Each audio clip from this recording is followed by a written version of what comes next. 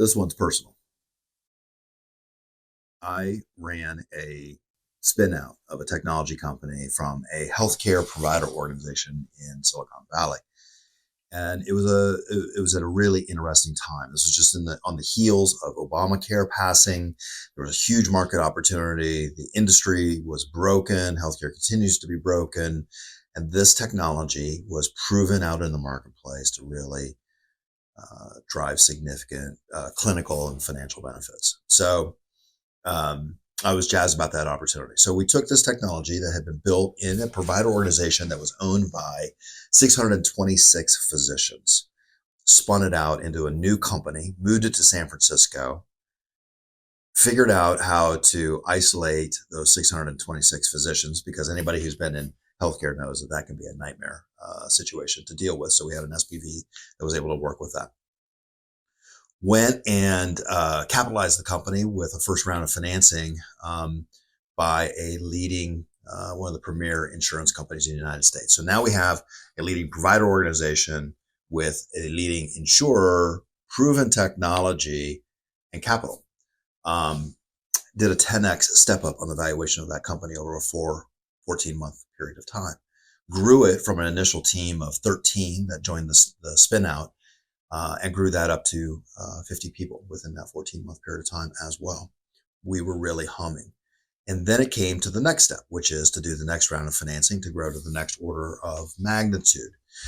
One day we did 16 pitches. It was at the JP Morgan Healthcare Conference. Did 16 pitches within 24 hours.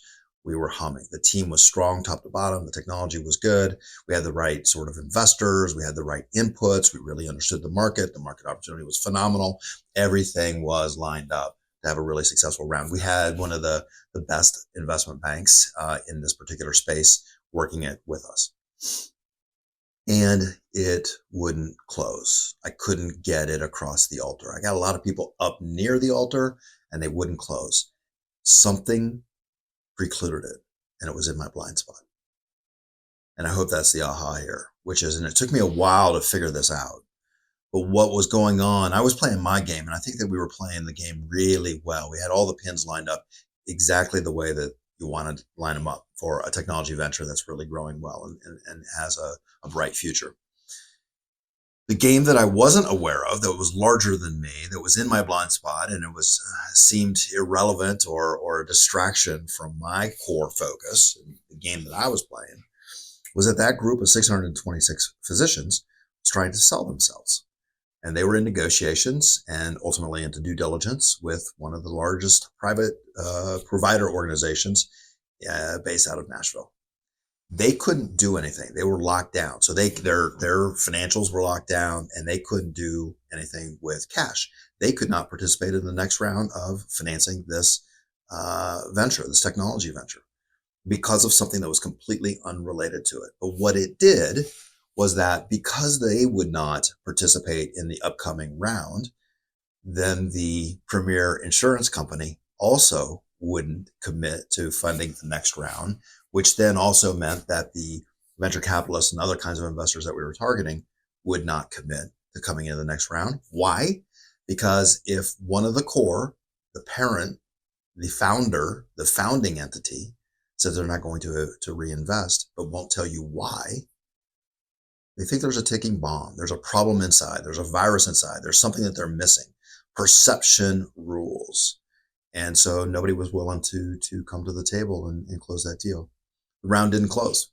And we ended up selling that company and certainly it was successful enough, but it wasn't of the order of magnitude that you ever hope for when you give blood, sweat, and tears to your company. You want these things to launch at the highest valuation you possibly can. And that was not going to happen. So the lesson here for me, and it was arduous and it burned 3 years off of my life to figure out what the heck really was going on here, is that something was stuck in my blind spot and I didn't recalibrate a strategy and the way that we were thinking about how to make decisions to reflect a change in the situational context, which is that my provider organization would not invest and they couldn't tell me why, because they were under a non-disclosure agreement. Keep it in mind.